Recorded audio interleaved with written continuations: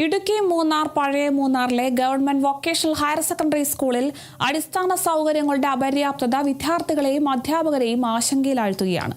120 വിദ്യാർത്ഥികൾ പഠിക്കുന്ന ഈ സ്കൂളിൽ ഒരു ശുചിമുറി മാത്രമാണ് നിലവിലുള്ളത്. കൂടുതൽ ശുചിമുറികൾ നിർമ്മിക്കണമെന്നാണ് ആവശ്യം ശക്തമാകുന്നത്.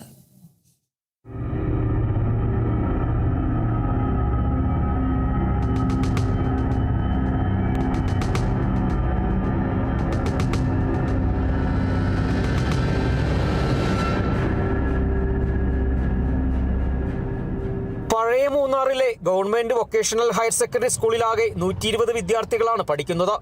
ഇതിൽ 60 ആൺകുട്ടികളും 60 പെൺകുട്ടികളും ഉൾപ്പെടുന്നു.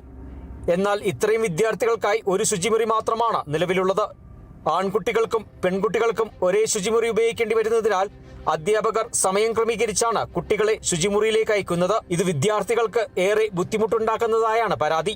ഞങ്ങൾ ഫസ്റ്റ് ഇയേഴ്സും സെക്കൻഡ് ഇയേഴ്സും കൂടിയിട്ട് 120 കുട്ടികളാണുള്ളത്.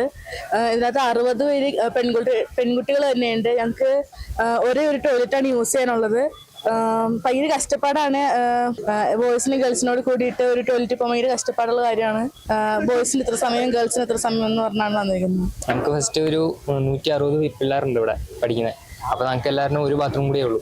അപ്പോൾ സാർമാരൊക്കെ പറഞ്ഞ ഒരു ബാത്റൂം കൂടി റെഡിയാക്കി തരാൻ വേണ്ടി ഹെൽപ്പ് ചെയ്യണം. ശുചിമുറികളുടെ കുറവ് മൂലം കുട്ടികളിൽ ആരോഗ്യപരവും ശുചിത്വപരവുമായ നിരവധി പ്രശ്നങ്ങൾ നേരിടുന്നതായും അധ്യാപകരും രക്ഷിതാക്കളും പറയുന്നു. പ്രത്യേകിച്ച് പെൺകുട്ടികൾക്ക് ഇത് കൂടുതൽ പ്രയാസങ്ങൾ സൃഷ്ടിക്കുന്ന സാഹചര്യമാണ് നിലവിലുള്ളത്. സ്കൂളിൽ ആൺകുട്ടികൾക്കും പെൺകുട്ടികൾക്കും പ്രത്യേകം ശുചിമുറികൾ ഉൾപ്പെടെ കൂടുതൽ സൗകര്യങ്ങൾ ഒരുക്കണമെന്ന ആവശ്യമാണ് ഉയരുന്നത്. ബന്ധപ്പെട്ട വകുപ്പുകളും അധികൃതരും അടിയന്തരമായി ഇടപെട്ട് പ്രശ്നത്തിന് പരിഹാരം കാണുമെന്നാണ് അധ്യാപകരുടെയും രക്ഷിതാക്കളുടെയും ആവശ്യം.